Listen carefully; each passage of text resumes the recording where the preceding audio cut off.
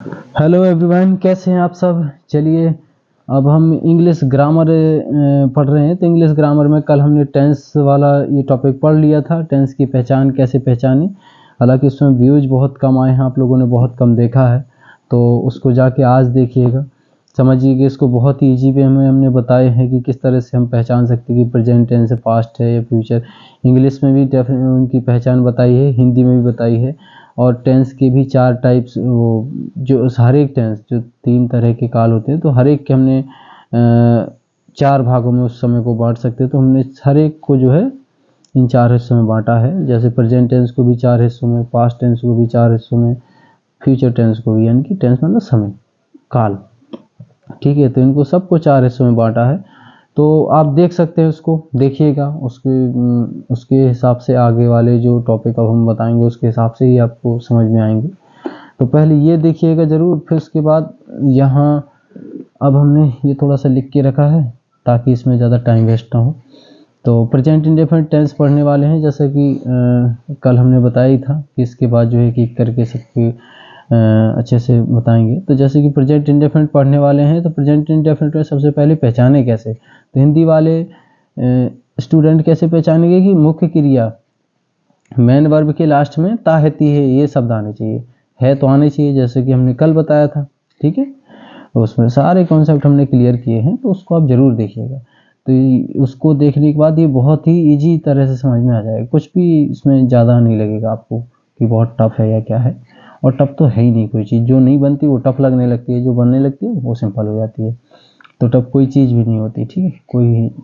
तो इसमें देखें तो मुख्य क्रिया के अंत में ताहती है, ये इस तरह के शब्द आते हैं। तो ये समझ जाएं हम प्रेजेंट इंडेफिनिट मुख्य क्रिया के अंत में कहा हमने, और बाकी नहीं, ठीक है। तो मुख्य क्रिया वो हम अभी सेंटेंस के एग्जाम्पल के जरिए बताएंगे आपको। जैसे कि यहाँ ये एग्जाम्पल लेते हैं, जैसे कि वह स्कूल जाता है, कुछ हमने लिख के रखा। अभी आगे और भी इसके बारे में बहुत कुछ आगे तक बताना पड़ेगा। वह स्कूल जाता है, तो देखो जाना एक मुख्य क्रिया है, मेन वर्ब ये कहलाती जाए, ठीक है। तो इसकी में पहचान छिपी ताहती है, तो ये हमारा हो गया प्रेजेंट इंडेफिनिट, ठीक है। तो इंग्लिश वाले कैसे पहचाने, इंग्लिश मीडियम वाले, उनमें तो इंग्लिश में भाई इंग्लिश में वाक्य को कैसे पहचानेंगे ये प्रेजेंट इंडेफिनिट है या पास्ट इंडेफिनिट। तो वो पहचानेंगे हम मुख्य क्रिया के अंत में जो है, ये तो ताहती हो गया। इसमें हेल्पिंग वर्ब से पहचानते हैं, इंग्लिश में हम हमेशा हेल्पिंग वर्ब से या मेन वर्ब से पहचानते हैं। हेल्पिंग वर्ब नहीं होगी तो मेन वर्ब से देखना पड़ेगा। वर्ब से ही पहचाना जाता है हमेशा सेंटेंस की कौन सा है। तो ये हम देखें तो ये डू या डज आएगा तो समझ जाइए प्रेजेंट इंडेफिनिट है।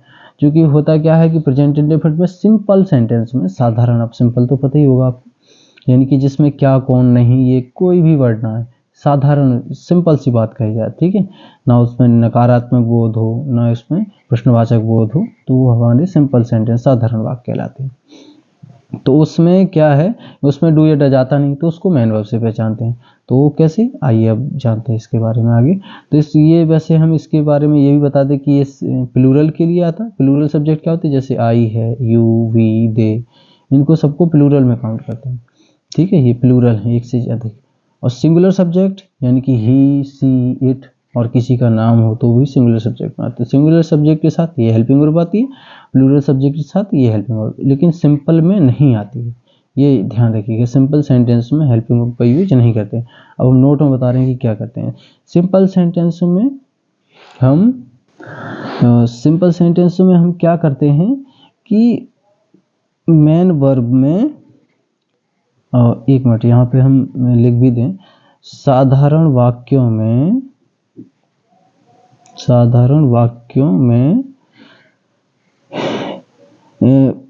सहायक क्रिया यानी कि हेल्पिंग वर्ब लिख दें तो आप समझ जाएंगे। हेल्पिंग वर्ब यानी कि सहायक क्रिया, सहायक हेल्पिंग वर्ब का प्रयोग नहीं करते हैं, ठीक है।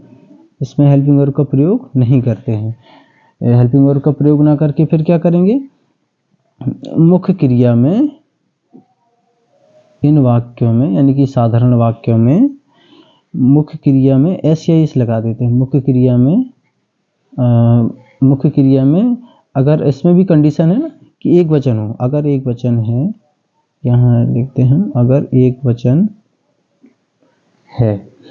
एक वचन है वाक्य, अगर वाक्य एक वचन है, अगर एक वचन है वाक्य, तो मुख्य क्रिया में एस या ईएस लगा देते हैं, एस या ईएस लगा देते हैं। ठीक है, कब? जब मुख्य क्रिया, जब वाक्य एक वचन है, साधारण वाक्य होना चाहिए, सिंपल, यानी कि क्या, कौन, नहीं, क्या, कौन, कहाँ, कब या नहीं, ये शब्द नहीं होने चाहिए। ये शब्द होंगे तो नहीं है तो नेगेटिव यानी कि नकारात्मक हो जाएगा, क्या, कौन, कहाँ तो पृष्ठवाचक हो जाएगा। तो ये पृष्ठवाचक और नकारात्मक नहीं होनी चाहिए। तो सिंपल वाक्यों में अगर वाक्य एक वचन है तो मुख्य क्रिया में एस या एस लगा देते हैं और हेल्पिंग वर्ब का प्रयोग नहीं करते हैं। ठीक है, अगर वाक्य बहुवचन है तो कुछ भी नहीं लगाते, सिंपल फॉर्म, सिंपल। अगर वाक्य यदि नहीं, यदि एक वचन यानी कि यदि बहुवचन है, ऐसे सीधा लिखते हैं, यदि बहुवचन है तो मेन वर्ब की फर्स्ट फॉर्म का प्रयोग करते हैं। अगर हमारा वाक्य क्या है, बहुवचन है, तो फर्स्ट फॉर्म का ही प्रयोग करते थे, फिर एस या एस भी नहीं लगाते हैं। ठीक है, तो समझ में आया होगा आपको। इसके अब एग्जाम्पल देखो। अच्छा, इसका फॉर्मूला और लिख दें कि रूल कैसा, मतलब कैसे इसको लिखते हैं।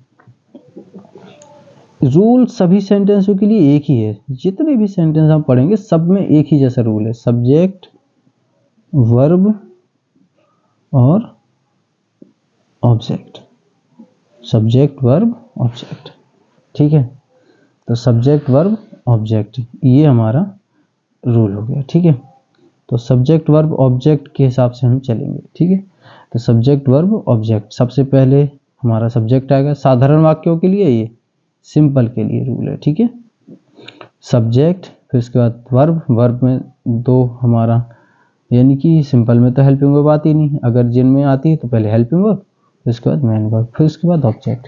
ठीक है, तो सब्जेक्ट, वर्ब, ऑब्जेक्ट क्या होती है, इनको भी हम सेंटेंस में सब समझाएंगे, बस लास्ट तक रहेगा आप। ठीक है, और जो चीज़ भी समझ नहीं आती है आप कमेंट बॉक्स में भी लिखिएगा। ठीक है, तो जैसे कि हम अब एग्जाम्पल पे आते हैं, एग्जाम्पल पे आए, जैसे कि मोहित स्कूल जाता है, यही लिखते हैं, मोहित स्कूल जाता है। तो आप देख सकते हैं कि ये सिंपल सेंटेंस है, मोहित स्कूल जाता है। तो मुख्य क्रिया के अंत में ता है ती आया है, तो ये तो प्रेजेंट तो है। अब ये ता है ती आया तो इसका मतलब क्या हुआ, ये प्रेजेंट इंडेफिनिट। ठीक है, मुख्य क्रिया के अंत में ता है ती है तो प्रेजेंट इंडेफिनिट, प्रेजेंट तो है कौन सा, इंडेफिनिट, लेकिन ता है ती आया तो इसका मतलब क्या है, इंडेफिनिट है। तो सबसे पहले सब्जेक्ट, जो क्रिया करे वो हमारा सब्जेक्ट होता है। जाने की क्रिया कौन कर रहा है, कौन का क्वेश्चन करिए क्रिया से, तो जाने की क्रिया कौन कर रहा है, मोहित, तो मोहित हो गया हमारा सब्जेक्ट। ठीक है, तो सबसे पहले मोहित, फिर उसके बाद हमने बताया कि वर्ब। अब चूंकि सिंपल सेंटेंस है तो हेल्पिंग वर्ब तो लिखेंगे नहीं, डू या डज, डू या डज कहाँ सिंपल सेंटेंस में नहीं लिखते हैं। ठीक है, तो मेन वर्ब लिखेंगे सीधा, तो मेन वर्ब गो, माने जाना। लेकिन इसके लिए भी एक रूल है कि वाक्य एक वचन है तो ऐसे ही एस लगाना पड़ेगा, ये हमने अभी लिखा है। तो एक वचन भी है क्योंकि मोहित एक है, तो अगर करता एक वचन है तो वाक्य भी एक वचन हो गया, तो इसमें क्या लगाएंगे, एस या ई एस, यानी कि गोज। ठीक है, तो क्या लगाएंगे इसमें, मोहित गोज, उसके बाद कहाँ, टू स्कूल, एक अब यही रह गया बस, गोज टू स्कूल। तो इसमें ई एस क्यों लगाया, आपके दिमाग में ये होना चाहिए एस क्यों नहीं लगाया सर, तो ई एस उनके लास्ट में लगाते हैं जिनके लास्ट में हमारा ई एस के लिए हम लिख दें ई एस यहाँ पे। तो ई एस किन के लास्ट में लगाते हैं, जिन वर्ब के लास्ट में ओ आए, एस एच आए, सी एच आए, या सी डबल एच आए, या डबल एस आए, या एक्स आए, ये वर्ड आ रहे हैं अगर मेन वर्ब के लास्ट में तो हमें ई एस लगाना है, अदरवाइज हमें ओ लगाना है, ओ सॉरी एस लगाना है। तो देखो इसमें गो में ओ आ रहा था तो हमने क्या लगा दिया, ई एस। तो इस तरह से हमारा सेंटेंस बन गया। तो ये सिंपल सेंटेंस को हमें सभी को इसी तरह से बनाना है, जैसे कि एक प्लूरल वाला भी वाक्य लिख दें। दूसरा, जैसे कि बच्चे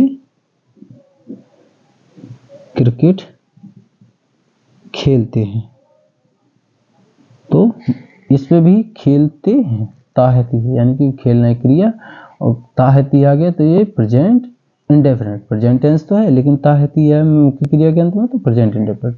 जिसमें सब्जेक्ट क्या है, खेलने की क्रिया कौन कर रहा है, पूछो, खेलने की क्रिया कर रहा है हमारा बच्चे, तो सब्जेक्ट हो गया हमारा बच्चे, तो बच्चे क्या मतलब कि द चिल्ड्रन, क्या लिखेंगे, द चिल्ड्रन। इसके बाद क्या है हमारा, अब मुख्य क्रिया लिखेंगे क्योंकि हेल्पिंग वर्ब लिखते नहीं, सिंपल सेंटेंस है, नहीं क्या कौन कहाँ कुछ भी नहीं है, तो सिंपल है, तो मुख्य हेल्पिंग वर्ब न लिख के क्या लिखेंगे, मुख्य क्रिया, क्योंकि हमारा रूल ही था सब्जेक्ट वर्ब ऑब्जेक्ट, सब्जेक्ट हो गया। अब मेन वर्ब लिखेंगे क्योंकि हेल्पिंग वर्ब लिखनी नहीं है इसमें, तो मेन वर्ब क्या है, प्ले मीन्स खेलना। तो अब हम रुक जाएं क्योंकि हमने SAES भी इसमें बता रखा, लेकिन कब, एक वचन के लिए, तो क्या ये एक वचन है, क्योंकि बच्चे ज़्यादा हैं एक से, तो एक वचन ये प्लूरल है, तो इसमें SAES नहीं लगाते हैं, तो ये हो गया हमारा प्ले। फिर क्या बचा, बस क्रिकेट, तो ये हमारा, और क्रिया से क्या या किसको का प्रश्न करने से हमारा ऑब्जेक्ट मिलता है, तो ये भी ध्यान रखेंगे, क्या खेलते हैं, क्रिकेट, तो ये हमारा ऑब्जेक्ट हो गया, लास्ट में ये लिखते हैं, तो हमारा सेंटेंस हो गया। अब ऐसे ही हमारा नेगेटिव भी, अब हम आपको एग्जाम्पल सब बता दें तो आप इनको सीख लेंगे, जैसे कि रोहन अंग्रेजी नहीं पढ़ता है, अंग्रेजी नहीं पढ़ता है, तब देखिएगा ये नेगेटिव आ गया, नेगेटिव है क्योंकि नहीं आ गया, जिन वाक्यों में नहीं आए वो नकारात्मक वाक्य होते हैं, नेगेटिव सेंटेंस, ठीक है। अभी साधारण नहीं रहा, तो अब साधारण वाक्यों में हमें केवल SAES लगाना है मेन वर्ब में, अगर एक वचन है वाक्य, बाकी नेगेटिव इंट्रोगेटिव में नहीं लगाते हैं, तो बस इसको सीधा सिंपल रूल वही, सब्जेक्ट कौन है, क्रिया से करो कौन को क्वेश्चन, पढ़ता है तो कौन पढ़ता है, रोहन, तो रोहन हमारा सब्जेक्ट हो गया, रोहन। फिर उसके बाद हेल्पिंग वर्ब, स्टार्ट वर्ब लिखेंगे तो हर वर्ब में पहले क्या, हेल्पिंग वर्ब, तो क्या लगाएंगे, डज, फिर उसके बाद नहीं के अंग्रेजी नॉट, उसके बाद कहाँ, ये हो गया डज, फिर नॉट, फिर उसके बाद मेन वर्ब क्या है, रीड माने पढ़ना, तो रोहन डज नॉट रीड, फिर उसके बाद क्या, इंग्लिश, बस इस तरह से हमारा, और दा नहीं लगाएंगे, याद रहे इसमें दा नहीं लगाते लैंग्वेज में, ठीक है। तो ये हमारा Rohan does not read English, इस तरह से ये हमारा हो गया, तो उम्मीद है आपको समझ में आया होगा। अब इसका प्लूरल बना दे, प्लूरल सब्जेक्ट होता, बच्चे होता, तो यहाँ डू नॉट लगा देते। अब एक इंट्रोगेटिव वाला बता दें, तो आप सब इसकी एक्सरसाइज बना के आएंगे, ठीक है। तो जैसे कि क्या तुम हिंदी नहीं पढ़ते हो, नहीं भी बता दें इसमें, नहीं पढ़ते हो, तो नहीं की कहाँ हम लगाते, नहीं लगाते हमेशा सब्जेक्ट के बाद ही लगाएंगे हेल्पिंग वर्ब पे, क्योंकि शुरुआत में क्या आ गया इसमें, जब भी शुरुआत में क्या आ जाए तो जो लास्ट वाले वर्ड की अंग्रेजी वही क्या की अंग्रेजी हो जाती है, तो लास्ट वाला वर्ड क्या होता है इसमें, जैसे कि लास्ट वाले वर्ड की अंग्रेजी इसमें हेल्पिंग वर्ब मानी जाती है, तो जो हेल्पिंग वर्ब होगी वही क्या की अंग्रेजी हो जाएगी।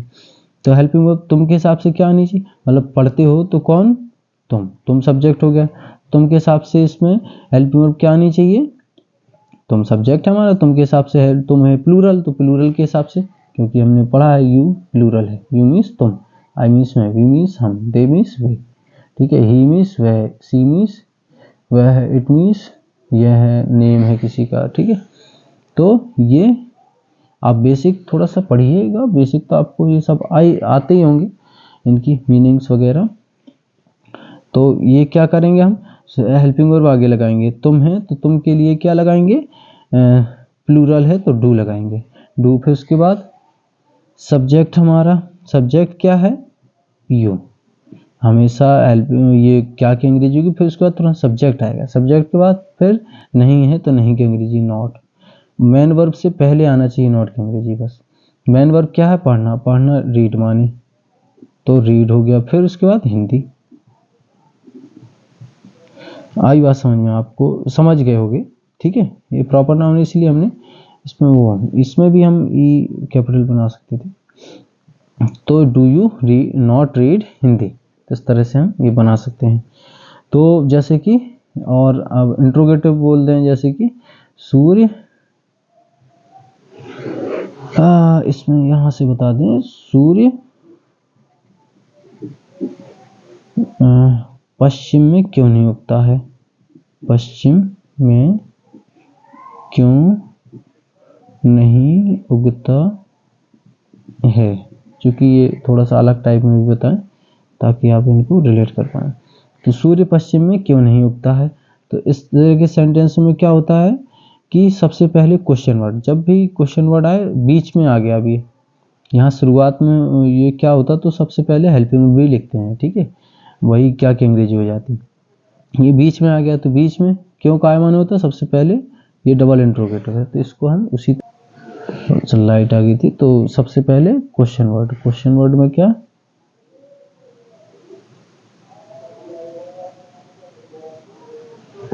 सबसे पहले हम क्वेश्चन वर्ड व्हाई, इसके बाद हेल्पिंग वर्ब, क्वेश्चन वर्ड के बाद क्या आनी चाहिए तुरंत, हेल्पिंग वर्ब। हेल्पिंग वर्ब क्या है इसमें, अब उगने की क्रिया सूर्य कर रहा है, तो सूर्य है एक, तो इसके हिसाब से हेल्पिंग वर्ब क्या आएगी, डज, वाई डज, तो इसके हिसाब से वाई डज। फिर इसके बाद सब्जेक्ट, सब्जेक्ट क्या है, सब्जेक्ट है द सन, तो नेचुरल सन, ठीक है, तो इससे पहले द लगाएंगे हम, तो वाई डज द सन, इसके बाद क्या नहीं है, तो नहीं की अंग्रेजी not, main verb rise means Ugna, rise, फिर इसके बाद कहाँ है, इन द वेस्ट, पश्चिम में, in the west, why does the sun not rise in the west, तो इस तरह से ये हमारा हो गया, ठीक है, तो डबल इंट्रोगेटिव भी हो गया। अब कुछ वाक्य हम आपको अलग तरह के बताते हैं, जैसे कि कौन वाले, जिनमें सब्जेक्ट और हेल्पिंग वर्ब जो है, सब्जेक्ट और क्वेश्चन वर्ड एक ही होता है, जैसे कि